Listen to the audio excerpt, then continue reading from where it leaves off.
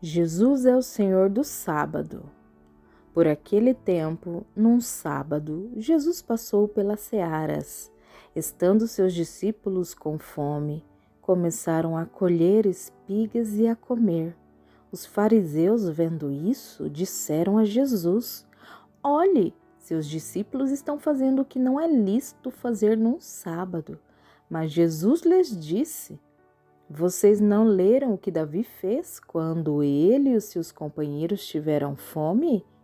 Como entrou na casa de Deus e comer os pães da proposição, os quais não era lícito comer, nem a ele, nem aos que estavam com ele, mas exclusivamente aos sacerdotes?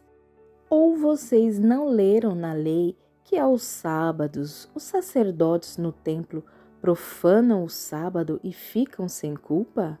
Pois eu lhes digo que aqui está quem é maior do que o templo. Mas, se vocês soubessem o que significa quero misericórdia e não sacrifício, não teriam condenado inocentes, porque o Filho do Homem é Senhor do sábado. O homem da mão ressequida. Tendo Jesus saído dali, entrou na sinagoga deles. Achava-se ali um homem que tinha uma das mãos ressequida. Então, a fim de o acusar, perguntaram a Jesus: É lícito curar no sábado? Ao que lhes respondeu: Quem de vocês será o homem que, tendo uma ovelha, e num sábado esta cair numa cova, não fará todo o esforço para tirá-la dali? Ora, quanto mais vale um homem do que uma ovelha? Logo, é lícito nos sábados fazer o bem. Então Jesus disse ao homem: Estenda a mão. O homem estendeu a mão e ela foi restaurada e ficou sã como a outra. Mas os fariseus, saindo dali, conspiravam contra ele, procurando ver como o matariam. O servo escolhido de Deus. Mas Jesus, sabendo disto, afastou-se dali. Muitos o seguiram e a todos ele curou, advertindo-lhes, porém, que não o expusessem à publicidade. Isso aconteceu para se cumprir o que foi dito por meio do profeta Isaías: Eis aqui o meu servo que escolhi, o meu amado em quem minha alma se agrada. Farei repousar sobre ele o meu espírito e ele anunciará juízo aos gentios. Não entrará em discussões, nem gritará, nem fará ouvir nas praças a sua voz. Não esmagará a cana quebrada, nem apagará o pavio que fumega, até que faça vencedor o juízo. E no seu nome os gentios colocarão a sua esperança. Jesus e Beelzebu. Então trouxeram a Jesus um endemoniado, cego e mudo. Jesus o curou, e o homem passou a falar e a ver, e toda a multidão se admirava e dizia: Não seria este por acaso filho de Davi? Mas os fariseus, ouvindo isto, diziam: Este não expulsa demônios senão por poder de Beelzebu, o maioral dos demônios. Mas Jesus, sabendo o que eles pensavam, disse-lhes: Todo reino dividido contra si mesmo ficará deserto, e toda cidade ou casa dividida contra si mesma não subsistirá. Se Satanás expulsa Satanás, está dividido contra si mesmo. Como então o seu reino subsistirá? E se eu expulso os demônios por Beelzebu, por quem os filhos de vocês os expulsam? Por isso, eles mesmos serão os juízes de vocês. Se, porém, eu expulso os demônios pelo Espírito de Deus, certamente é chegado o reino de Deus sobre vocês.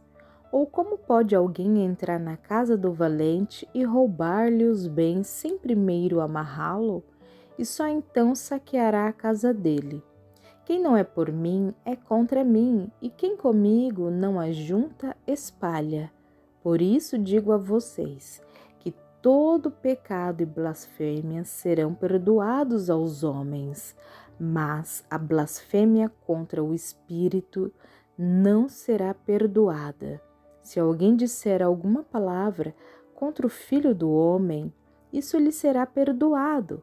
Mas se alguém falar contra o Espírito Santo, isso não lhe será perdoado, nem neste mundo, nem no porvir. As árvores e seus frutos. Tornem a árvore boa e o seu fruto será bom, ou tornem a árvore má e o seu fruto será mau, porque pelo fruto se conhece a árvore. Raça de víboras, como vocês podem falar coisas boas sendo maus? Porque a boca fala do que está cheio o coração. A pessoa boa tira do tesouro bom coisas boas, mas a pessoa má do mal tira coisas más. Digo a vocês que no dia do juízo as pessoas darão conta de toda palavra inútil que proferirem, porque pelas suas palavras você será justificado e pelas suas palavras você será condenado. O sinal de Jonas. Então alguns escribas e fariseus disseram a Jesus: Mestre, queremos ver algum sinal feito pelo Senhor. Mas ele respondeu: Uma geração perversa e adúltera pede um sinal, mas nenhum sinal lhe será dado senão o do profeta Jonas.